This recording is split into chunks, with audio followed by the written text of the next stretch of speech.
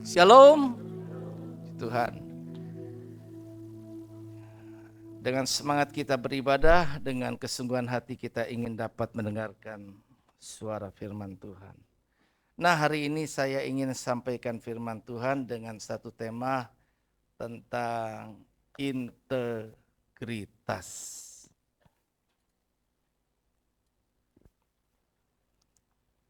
Kalau kita ada ya, ini boleh Oke, biar saya tahu tayangannya sama. Itu nggak nyala TV-nya.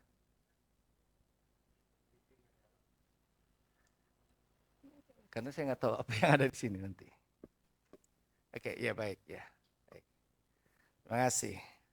Baik, kata integritas dalam Kamus Bahasa Indonesia itu diberi arti dan pengertian yaitu kita coba pahami, yaitu mutu, sifat atau keadaan yang menunjukkan kesatuan yang utuh sehingga memiliki potensi dan kemampuan yang memancarkan kewibawaan, kejujuran.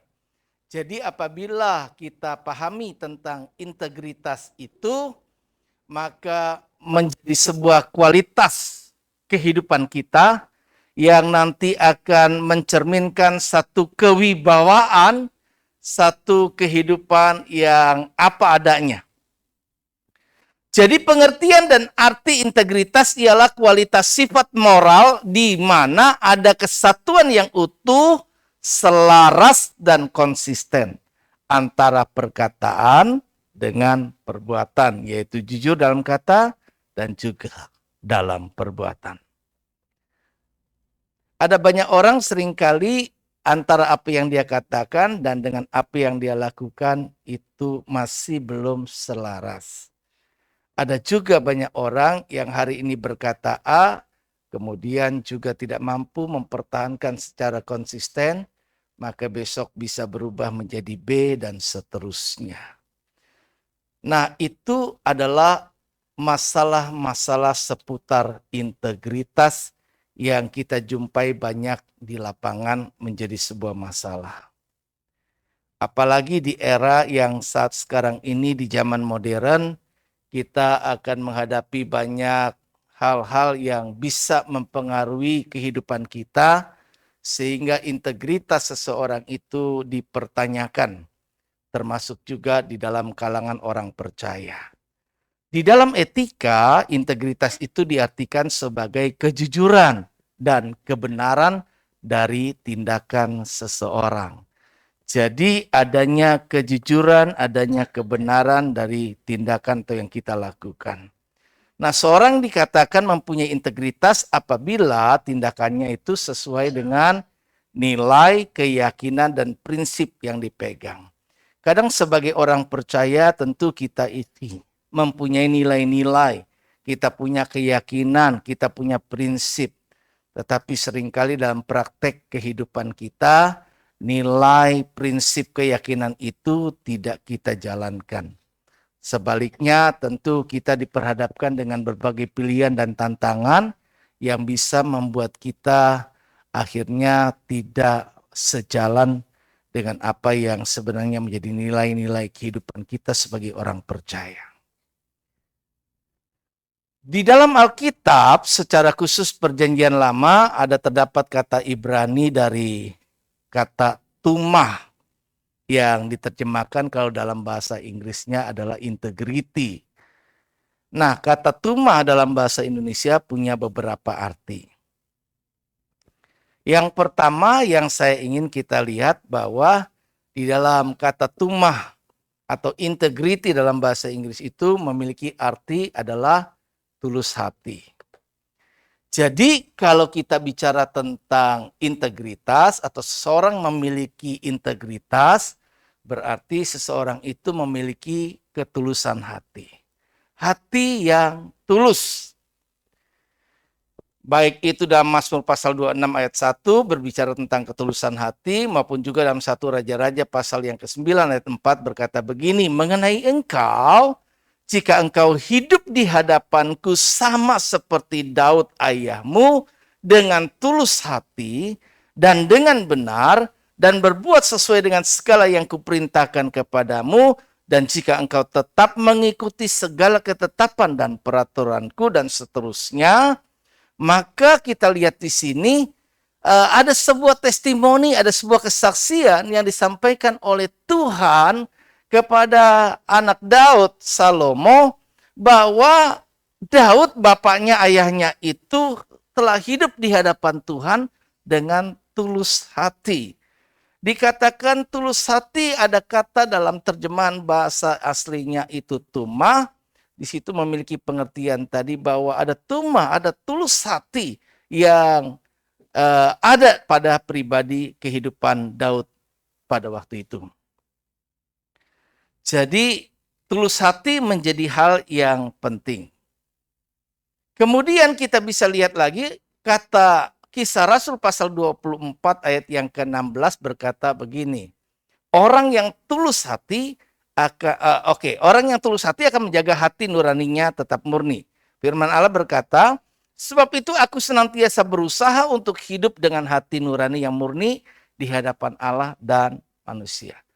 Jadi kalau kita bicara tentang pribadi kita, bagaimana kita berusaha di hadapan Tuhan dan di hadapan manusia itu hidup dengan hati nurani yang murni.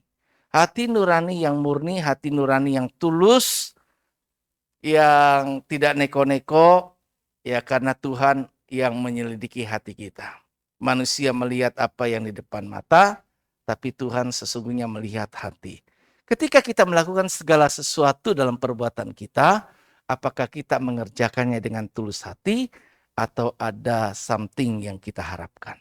Ketika kita memberi pun, apakah kita memberi dengan tulus hati, dengan hati nurani yang murni, atau kita ada maksud-maksud tertentu dan lain sebagainya. 1 Timotius 1 ayat 19, beberapa orang telah menolak hati nuraninya yang murni itu dan karena itu kandaslah iman mereka. Ada banyak orang ternyata dari sejak dahulu yang tidak hidup dengan hati nurani yang murni. Bahkan para hamba-hamba Tuhan, mereka yang melayani, mereka melayani karena perut bukan karena Tuhan. Jadi ada satu motif atau satu yang mendorongnya untuk melakukan sesuatu. Tidak dengan hati nurani yang murni.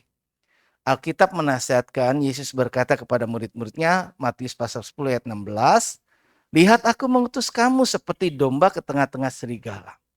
Dikatakan mengutus ke tengah-tengah serigala artinya memang ada banyak hal-hal yang buas, ada banyak hal-hal yang bisa mengancam kita, ada banyak hal-hal yang bisa meruntuhkan iman kita.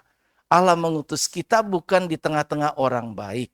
Allah mengutus kita bukan di tengah-tengah sebuah dunia yang mempengaruhi situasi yang baik atau kerohanian kita yang meningkat. Tetapi ada banyak hal yang bisa membuat kita menyimpang dari apa yang Tuhan kehendaki. Karena itu diingatkan juga, sebab itu hendaklah kamu cerdik seperti ular dan tulus seperti merpati.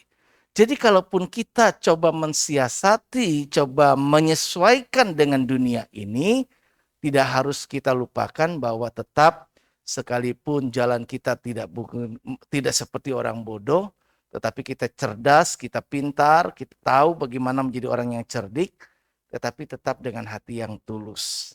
Nah, kerjakanlah itu di dalam diri kita supaya kita bisa disebut sebagai orang yang memiliki integritas di hadapan Tuhan. Yang kedua, pengertiannya dari integritas itu adalah apa? Tekun, ya, tetap tekun dalam kesalehan. Ayub 2 ayat yang ketiga berkata begini, firman Tuhan kepada iblis, apakah engkau memperhatikan hambaku Ayub? Sebab tiada seorang pun di bumi seperti dia yang demikian saleh dan jujur, yang takut akan Allah dan menjauhi kejahatan. Ia tetap tekun dalam kesalehannya, meskipun engkau telah membujuk aku melawan dia untuk mencelakakannya tanpa alasan. Ini Tuhan berkata kepada iblis. Jadi sekali lagi Tuhan menilai, Tuhan mengawasi, Tuhan melihat setiap kehidupan saya dan saudara. Dan tentu Tuhan bisa memberikan testimoni termasuk kepada iblis yang coba datang mau mencobai daripada kehidupan kita. Nah, apakah selama kita mengiring Tuhan, kita akan tetap tekun dalam kesalehan? Nah, Ayub diakui oleh Tuhan bahwa ia tetap tekun dalam kesalehannya. Sekalipun iblis coba membujuk Tuhan, meragukannya. Ya terang aja dia baik sama Tuhan, terang aja dia rajin ke gereja, terang aja dia itu senang memuji Tuhan. Terang saja dia bisa bersyukur, gembira hati dan seterusnya. Karena hidupnya selalu diberkati Tuhan. Tuhan jaga segala sesuatu yang baik. Memang perjalanan hidup kita kalau semuanya berlangsung dengan baik, ya semuanya enak ya kan. Tetapi yang paling sulit kan ketika ada kerikil-kerikil, ketika ada tantangan-tantangan, ada kehidupan-kehidupan di mana ada hal-hal yang tidak kita inginkan. Tidak sejalan, tidak sesuai dengan apa yang kita harapkan. Nah, disinilah apakah kita bisa tetap setia, tetap tekun ya. Jadi itulah yang Tuhan kehendaki seharusnya. Nah, kata ini, kata tumah itu ada dalam terjemahan asli dalam tulisan Ayub pasal 2 ayat yang ketiga. Yang memiliki pengertian tetap tekun dalam kesalehan. Ayub pasal yang kedua ayat 9 selanjutnya berkata, maka berkatalah istrinya kepadanya, masih bertekunkah engkau dalam kesalehanmu? Kutukilah Allahmu dan matilah. Ada banyak rantaian masalah persoalan yang dihadapi oleh Ayub. Kita tahu kehidupan Ayub menjadi sebuah gambaran kehidupan yang sangat tidak menyenangkan ya. Ada peristiwa yang mungkin tidak kita pahami, tidak kita ngerti bisa terjadi secara mendadak dan itulah yang dialami Ayub ya. Dari mulai apanya? Hartanya ya. Mulai hartanya habis, kemudian anak-anaknya, wah kalau udah kena anak-anak itu paling sakit sekali. Udah nggak bisa dibayangin deh ya. Dari 10 anak 10 sulunya lagi gitu kan ya. Nggak cuma satu, nggak disisain 10-10-nya pun ngalamin masalah. Bukan cuma sakit anaknya tapi mati. Udah harta, anak ya. Dan akhirnya siapa? Dirinya sendiri juga kena begitu kan ya. Dia juga kena masalah. Jadi kalau zaman dulu berpikir ya terang aja kalau kayak begini pasti ada something wrong. Ada sesuatu yang salah nih pada orang itu. Sehingga ia kena tulah, kena hukuman Tuhan. Dan sama juga seperti itu pikiran yang umum pada istrinya Ayub sendiri. Aduh udah kayak begini lu masih tetap bersyukur sama Tuhan. Lu masih setia kepadanya. Masih tekun dalam kesalehanmu. Tetap beribadah. Tetap melayani. Tetap ini dan seterusnya. Masih bertekunkah engkau dalam kesalehanmu? Kutukilah Allahmu. Rupanya istrinya sudah gak tahan menghadapi goncangan kehidupan. Dia gak bisa melihat situasi kayak gini. Tapi kok ini suamiku masih tetap aja dia tenang, dia baik, dia ini, dia memuji dan ya pikirannya tetap selalu baik dan positif. Istrinya tidak suka. Bahkan mungkin dari versi-versi yang tertentu, istrinya meninggalkan dia. Itu yang kedua. Yang pertama masih ingat tadi apa artinya? Tulus hati. Yang kedua tadi apa? Tetap tekun dalam kesalehan. Jadi kita punya pengertian kalau bicara tentang integritas. Oh iya, integritas itu mencakup pengertian bahwa kita harus hidup dengan hati nurani yang murni. Kita harus hidup dengan ketulusan hati. Kalau kita mengerjakan sesuatu, yuk kita kerjakan dengan tulus hati. Karena kalau kita pun memberi katanya, jika kita memberi dengan penuh sukacita, dengan tulus hati, maka kita akan diberkati Tuhan. Ya. Kemudian yang kedua tadi adalah tetap kalau kita hidup saleh di hadapan Tuhan, hidup rajin dalam ibadah, melayani, membaca Alkitab, berdoa, atau apapun juga dalam kehidupan kerohanian kita yang baik dengan Tuhan, situasi goncangan yang terjadi tidak membuat kita menjadi terpengaruh. Tetapi kita akan tetap bertahan untuk tetap saleh, tetap bersyukur, tetap setia, dan seterusnya. Jadi itulah orang yang memiliki integritas di dalam hidupnya.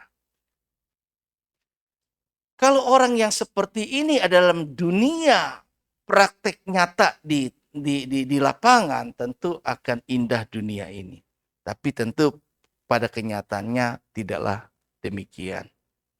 Kemudian yang ketiga, pengertian tuma atau integritas itu adalah tidak bersalah atau melakukan apa yang benar. Dalam Ayub pasal yang ke-31 ayat yang ke-6 berkata, biarlah aku ditimbang di atas neraca yang teliti, maka Allah akan mengetahui bahwa aku tidak bersalah. Di tengah-tengah orang, persepsi, pikiran orang, dugaan orang, tuduhan orang, bahwa kita ini melakukan hal yang buruk di hadapan manusia dan Tuhan, maka biarlah Tuhan yang menjadi hakim yang paling tahu.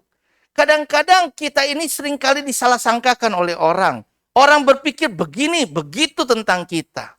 Nah, kita tahu bahwa membela diri pun percuma. Berdebat untuk sesuatu yang mungkin hal yang gak perlu juga. Ya biarkan Tuhan yang menjadi hakim.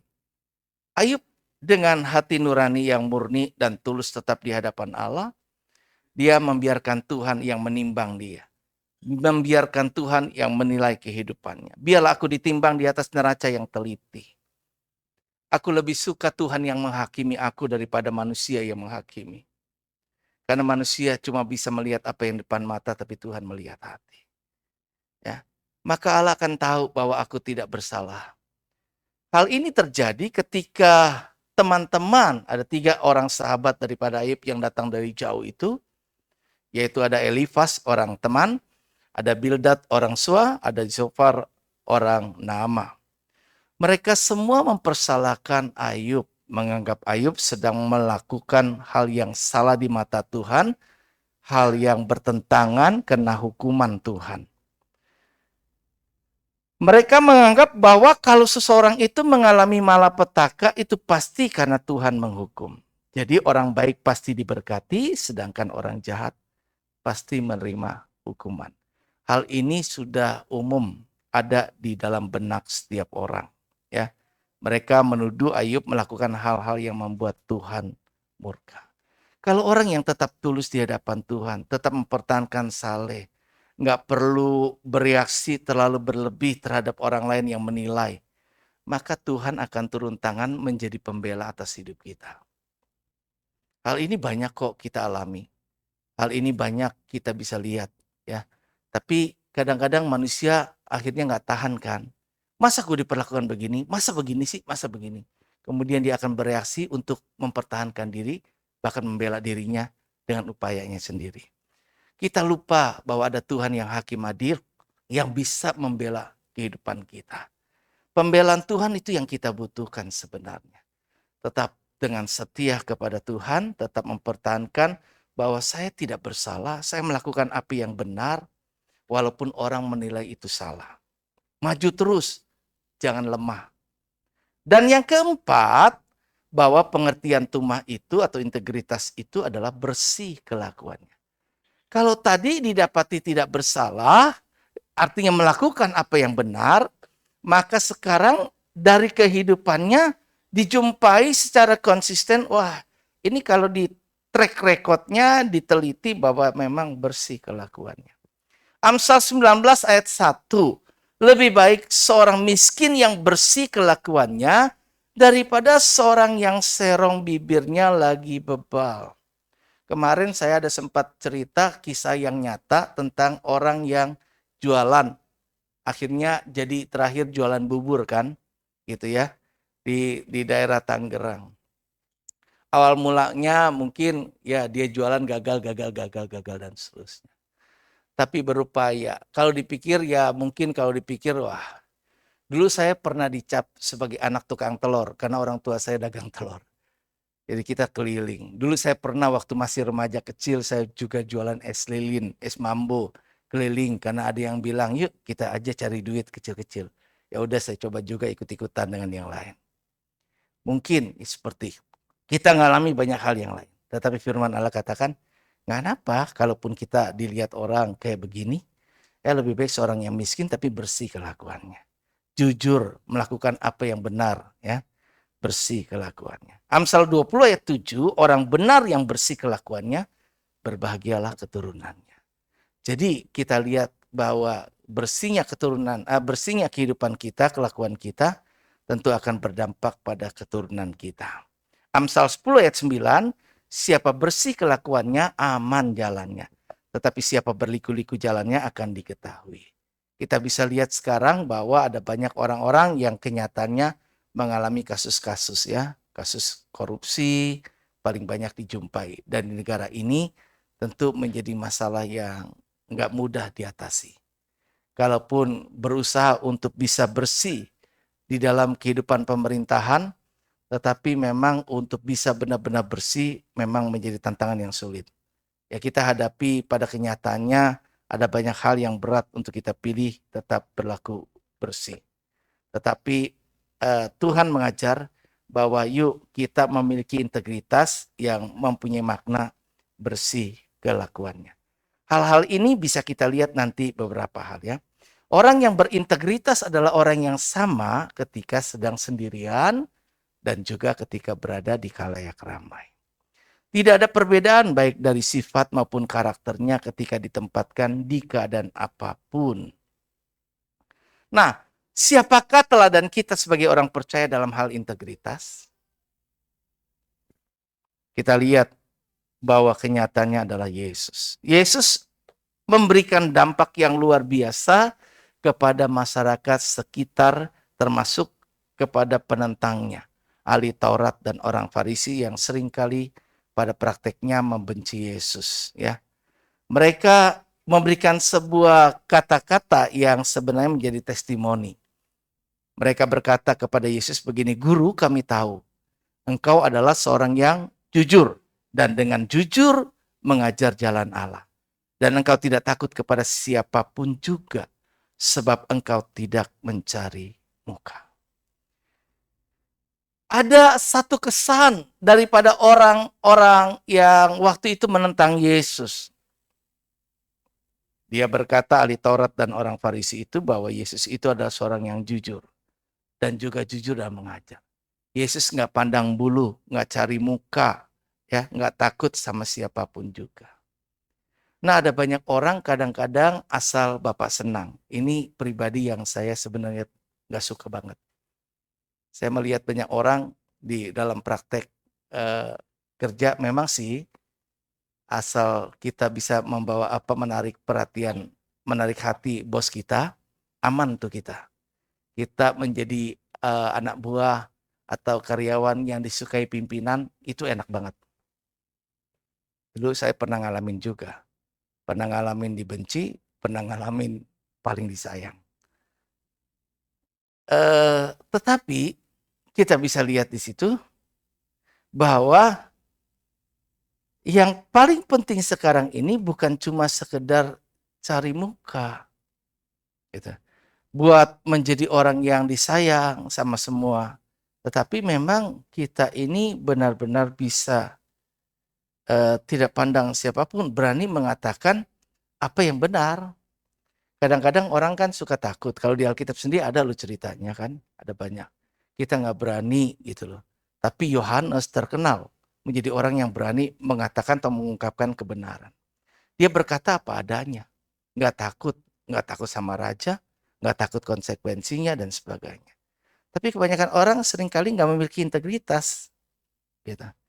Dia lihat bahwa hal yang seperti ini, tapi dia juga dia nggak suka. Ada kadang-kadang kita nggak suka dengan perbuatan orang, tapi akhirnya kita juga melakukannya.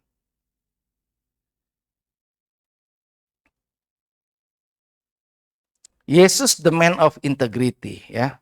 Jadi Yesus sendiri adalah tokoh atau contoh teladan di dalam pribadi orang yang memiliki integritas.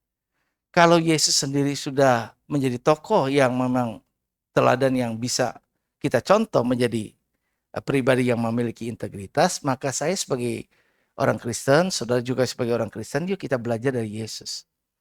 Bagaimana supaya kita berkata dan berbuat sama. Ada banyak orang kadang-kadang suka janji, banyak janji.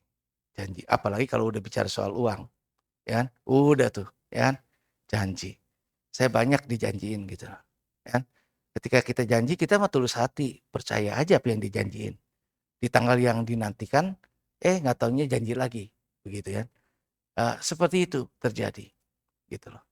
Jadi, yuk kapan mau dibayar? Minggu depan kita tunggu berharap, wah minggu depan saya dapat duit. Begitu minggu depan ditunggu-tunggu, nggak ada gejalanya nih. Kapan? Minggu depannya lagi. Kapan? Minggu depannya lagi. Kapan? Minggu depannya lagi. Kapan? Minggu depannya lagi. Terus nggak pernah terwujud. Tapi orang gampang aja ngomong, janjiin kapan gitu ya. Kapan? Ada banyak hal kita seringkali nggak berlatih memiliki integritas. Kalau Yesus, apa yang dia katakan, itu yang dia lakukan. Saya melatih diri mungkin jadi orang yang bodoh sih. Kalau saya udah ngomong, biasanya saya kerjain. Walaupun itu merugikan diri saya, kalau udah terlanjur saya ngomong, saya udah janji, saya pasti datang. Atau saya pasti kerjakan. Kadang pikir-pikir, iya ya, kepengen juga berubah. Aduh kayaknya ini rugi nih buat diri saya. Tapi karena udah terlanjur kita ngomong, ya kita jalanin juga. Walaupun dengan konsekuensi. Mungkin dalam dunia bodoh. Tapi di dalam kehidupan karakter kita melatih diri tetap punya integritas. Nah, kata seorang yang jujur itu dalam terjemahan bahasa Inggrisnya yang sekarang modern, New International Version atau NIV, menggunakan kata man of integrity, seorang yang berintegritas. Kalau saya kutip di dalam handphone saya, itu tertulis they send their disciple, mereka mengirim murid-muridnya to him along with Herodians ya. Teacher, they said ya, we know that you are a man of integrity. Guru, kami tahu bahwa engkau adalah orang yang berintegritas. And that you teach the way of God. Anda mengajar jalan Tuhan. In accordance with the truth. Sesuai dengan kebenaran. You are swayed by other. You are not swayed by other. Enggak bimbang, enggak terombang-ambing. Enggak ragu. Firm, pasti. Because you pay no attention to who they are. Enggak peduli siapa dia. Kamu tetap berkata, kamu tetap berbuat sesuai dengan kebenaran. Nah, mungkin kita berpikir, saya mana mungkin bisa hidup seperti Yesus. Tidak mungkin saya bisa berintegritas seperti Yesus. Namun kita lihat beberapa contoh yang saya mau tampilkan. Ada beberapa contoh di antara banyak contoh lainnya. Dalam konteks ini saya cuma tampilkan 3. Yang pertama, yaitu ada tokoh yang bernama Sadra, Mesa, dan Abednego. Di dalam Daniel pasal 3 ayat 17-18 berkata begini. Jika Allah kami yang kami puja sanggup melepaskan kami, maka ia akan melepaskan kami dari perapian yang menyala-nyala itu. Dan dari dalam tanganmu ya Raja. Tetapi seandainya tidak, hendaklah Tuanku mengetahui ya Raja, bahwa kami tidak akan menyembah patung emas yang Tuanku dirikan itu. Jadi ada sebuah keputusan ketetapan hati yang mantap dari Sadra, Mesa, dan Abednego untuk tidak terpengaruh bahkan di tengah-tengah ancaman bagi hidupnya, dirinya. Dia yakin bahwa yang benar adalah Allah dan hanya Allah yang kita sembah. Kalaupun dipaksa dengan konsekuensi yang membahayakan hidupnya, dia tetap pertahankan imannya. Nah, kira-kira kalau dari pengertian Tuma, kata integritas yang tadi saya sudah paparkan, ada 4 pengertian, kira-kira ini menggambarkan pengertian yang mana tuh? Yang pertama masih ingat? Tulus hati. Yang kedua, tetap tekun dalam kesalehan. Yang ketiga, tidak bersalah melakukan apa yang benar. Yang keempat apa? Bersih kelakuannya. Nah, kira-kira dari 4 ini contoh yang mana? Nah, kedua. Oke. Ke-1 dan ke-2 bisa. Dia tulus hati, ikut Tuhan, gak ada neko-neko. Pokoknya kalau gak ditolong Tuhan, ya saya tetap percaya Tuhan kok. Ya dong? Kadang-kadang kan gitu. Kalau kita nggak tulus hati mau membantu orang, ada embel-embelnya. Oke, gue bantu lo, tapi lo bantu gue. Oke, akan kasih pinjam kamu begini, tapi kemudian kamu kasih saya, ada sesuatu yang kita harapkan. Tapi bagi Sadra, Mesah, Abednego ikut Tuhan nggak ada masalah. Aku tetap ikut Tuhan. Kalaupun Tuhan nggak tolong saya tetap percaya sama Tuhan. Dan saya yakin bahwa nyembah patung itu adalah hal yang salah. Jadi dia tetap tidak bersalah. Tetap melakukan apa yang benar dan seterusnya. Ya, juga tetap dalam kesalehan, dalam iman percaya kepada Tuhan. Nah ini perlu loh yang kayak gini menjelang akhir zaman. Karena di akhir zaman ini, kalau kita nggak benar-benar tekun dalam kesalehan kita, ya, di tengah-tengah tantangan dunia yang menawarkan hal yang lain, dan kemudian kita sendiri mengalami masalah, aduh, ketika kita mengalami masalah, kita rasanya nggak ditolong Tuhan, kita kemudian berpikir, aduh, kayak nggak ada Tuhan nih. Ya, percuma deh saya setia sama Tuhan, dan seterusnya. Karena ketika saya setia sama Tuhan pun nggak ada juga kayaknya pertolongan Tuhan dan sebagainya. Hidup saya begini-begini aja dan seterusnya. Tapi kalau kita firm, mantap di hadapan Tuhan, apapun yang terjadi, kita tetap bahwa Tuhan itu baik. Itu juga yang dialami oleh Ayub. Ya, ya Tuhan yang memberi, Tuhan yang mengambil. Terpujilah Tuhan. Jadi ada kemantapan hati. Nah, sebagai orang percaya, sebagai orang Kristen, hari-hari ini kita perlu memantapkan iman kita. Kita ini akan berhadapan dengan kesukaran besar. Ini hal yang nggak bisa dihindari. Doa kita mau keadaan kita ke depan jadi baik pun, satu ketika situasi keadaan dunia ini akan menghadapi situasi ini. Sebab Tuhan sudah terlanjur ngomong. Tuhan sudah menubuatkan, firman Tuhan menyatakan bahwa menjelang akhir zaman itu akan datang masa kesukaran yang besar. Yang perlu kita minta itu bukan hindari dari kesukaran besar itu, atau kesukaran besarnya dibatalkan, gak jadi. Tapi bagaimana kita mampu menghadapi itu. Dan jika mungkin kita terhindar dengan diangkat dulu sebelum masuk kepada masa kesukaran besar. Sehingga ada orang yang berkata juga menciptakan lagu pujian kan, mengikut Yesus keputusanku. Mengikut Yesus keputusanku. Kita nyanyi lagu ini tanpa berempati kepada Sang Pencipta yang pernah mengalami bahwa betapa dia menghadapi tantangan dalam mempertahankan iman percaya kepada Tuhan. Tapi kalau kita belajar mengerti kenapa ada pencipta yang menciptakan lagu ini. Oh, hidupnya diperhadapkan dengan ancaman kehidupan. Kehidupan yang berat. Kita seringkali kalau udah gak nyaman buat kita aja, kita gak mau. Tapi bagaimana kita saksikan, lihat orang-orang yang belum percaya Yesus sebelumnya, kemudian akhirnya percaya sama Yesus, banyak bayar harga. Ya, banyak bayar. Bahkan mungkin ada orang-orang yang bersaksi, belakangan ini kita lihat banyak ya, dari WA-WA yang kita dapat, begitu. Kan? Orang-orang yang mungkin sebenarnya kepengen punya keyakinan dan ketemu dengan Tuhannya, tetapi yang menjumpainya ternyata Yesus. Dan itu juga dialami oleh teman saya yang menyaksikan, saya hampir bunuh diri. Saya putus asa menghadapi persoalan hidup saya. Dia pernah tertabrak dan timpang. Dia pernah mengalami persoalan yang berat sekali, kehidupan keluarga rumah tangga, dan dia hampir bunuh diri. Bahkan ada orang yang saya juga baca, lihat juga dalam kesaksiannya, dia sudah tuang itu baygon untuk diteguk begitu, karena udah gak tahan hidupnya. Dia dikucilkan oleh orang karena penyakit. Terjadi di sini pembengkakan besar begitu, kelenjar getah bening. Kalau udah kelenjar getah bening, memang resikonya bisa kematian. Dan membusuk sekali, bau banget, bernanah, bau. Sehingga keluarganya nggak mau dia tidur satu kamar.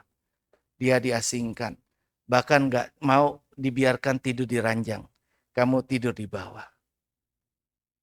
Oh sakit sekali, sakit. Tapi kemudian udah rasanya saya nggak ada gunanya. Di pergaulan semua disingkirkan. Begitu dia mau keluar rumah, orang kemudian menyingkir. Seperti orang kusta. Kalau kusta kan orang, zaman dulu. Wih, hati-hati, ini penyakit menular. Orang menghindar dan sebagainya. Itu kalau kita dihadapkan dengan situasi hidup kayak gitu. Dan dia nyaris putus asa. Udah dituang, mau diteguk. Waktu dia angkat dan mau meneguk, dalam kesaksiannya dia berkata, ada yang membelai rambut saya di belakang. Ada tangan yang membelai, pernah dengar cerita ini? Belum ya? Ada tangan yang membelai dia. Dan berkata, pergilah ke rumahku. Tampil sosok yang dia berdasarkan taunya itu, ya itulah Nabi Isa. Tapi dia ketakutan, dia pikir ini setan. Dia keluar kamar, dia teriak sama mama, mama, di kamar ada setan, tolong. Singkat ceritanya, beberapa kali banyak dia mengeraskan hati. Tapi Yesus tampil untuk mencegah dia dari kematian. Dan akhirnya percaya Yesus dengan segala konsekuensinya. Sadrak, Mesak, Abednego adalah sebuah gambaran tentang pribadi yang punya integritas, dia tetap bertahan dalam iman percayanya. Tetaplah setia. Di akhir zaman, kalau engkau hari ini rajin ke gereja, tetaplah rajin. Kalau hari ini engkau melayani, tetaplah melayani. Kalau hari ini kita tahu apa yang harus kita lakukan, kerjakanlah itu. Kemudian kita lihat yang kedua tokohnya adalah yang ditampilkan Daniel. Dikatakan di sini, kemudian para pejabat tinggi dan wakil raja itu dalam Daniel 6 ayat 5, mencari alasan dakwaan terhadap Daniel dalam hal pemerintahan. Tetapi mereka tidak mendapat alasan apapun atau sesuatu kesalahan. Sebab ia setia dan tidak ada didapati suatu kelalaian atau suatu kesalahan apa adanya. Nah, Daniel ini menjadi contoh dari apa yang tadi pengertian yang saya sampaikan, tuma integritas itu yang mana kira-kira? Yang mana? Contohnya yang mana ini? Tadi masih ingat kan? Tulus hati. Bukan kayaknya yang ini. Terus kemudian apa tadi? Tetap hidup dalam kesalehan. Ketiga apa tadi? Tidak bersalah ya. Melakukan apa yang benar. Tidak bersalah. Kemudian yang keempat, bersih kelakuannya. Kira-kira yang mana nih? 3 dan 4. Oke. Dia tetap melakukan apa yang benar dan tidak dijumpai kesalahan apapun juga pada dirinya dan dia tetap bersih kelakuan. Tidak orang sekalipun cari alasan, nggak ketemu. Kita pernah dengarkan tokoh politik yang mantan gubernur. Orang mencari-cari kesalahan. Orang menuduh korupsi dan lain sebagainya. Tapi sekalipun diperiksa sedemikian rupa, tetap tidak jumpai kesalahan. Yang terakhir, kita lihat di sini contohnya adalah Samuel. Di dalam 1 Samuel pasal yang ke-12 ayat 1 sampai 5 ditulis begini. Di sini aku berdiri, kata Samuel. Berikanlah kesaksian menentang aku di hadapan Tuhan dan di hadapan orang yang diurapinya, yaitu Saul. Lembu siapakah yang telah kuambil? Keledai siapakah yang telah kuambil? Siapakah yang telah kuperas? Siapakah yang telah kuperlakukan dengan kekerasan? Dari tangan siapakah telah kuterima sogok sehingga aku harus tutup mata? Aku akan mengembalikannya kepada. Maka jawab mereka, rakyat itu berkata, engkau Samuel tidak memeras kami dan engkau tidak memperlakukan kami dengan kekerasan dan engkau tidak menerima apa-apa dari tangan siapapun. Jadi kita lihat di sini bahwa Samuel berani untuk dinilai oleh siapapun juga. Siapa yang pernah kuperas, siapa yang pernah kuambil, harta benda dan apapun juga. Siapa? Dan orang bersaksi, enggak kok. Anda orang baik, Anda orang baik, Anda orang baik. Saya sering dan enggak tergoda dengan kata orang, Bapak sabar. Ya kalau saya enggak sabar, enggak bisa jadi kayak gini. Ada banyak kadang-kadang yang kita terima dari orang lain, tidak seperti yang kita harapkan. Samuel tetap tampil menjadi pribadi yang punya integritas yang tinggi. Selama dia menjalankan tugas-tugas yang dipercayakan Tuhan kepadanya, dia melakukan apa yang benar di mata Tuhan. Sehingga silakan orang bisa menilai diri. Kita tidak perlu repot-repot membela diri. Tapi mungkin bisa tanya kepada teman, bisa tanya kepada orang lain tentang siapakah kita yang sebenarnya. Maka kita bukan orang yang sempurna, saya pun bukan. Tetapi kita mau belajar. Belajar dari Sadrak, Mesak, Abednego, belajar dari Daniel, belajar dari Samuel, belajar dari Daud, dan banyak tokoh-tokoh lainnya di dalam Alkitab. Tidak hanya kepada Yesus yang mungkin buat kita ya terang aja dia Tuhan. Dia tentu bisa hidup seperti itu. Tapi yang bukan Tuhan pun tetap bisa kok kalau kita mau. Jadi yuk mari kita belajar hari ini tentang integritas, dan kita tidak hanya tahu tentang integritas, mari kita hidupi. Hidup dengan tulus hati, tetap tekun dalam kehidupan kesalehan kita ikut Tuhan, punya iman yang firm, kuat, tak tergoncangkan. Kita tidak melakukan kesalahan tapi melakukan apa yang benar, sehingga kita tidak takut dengan apapun juga.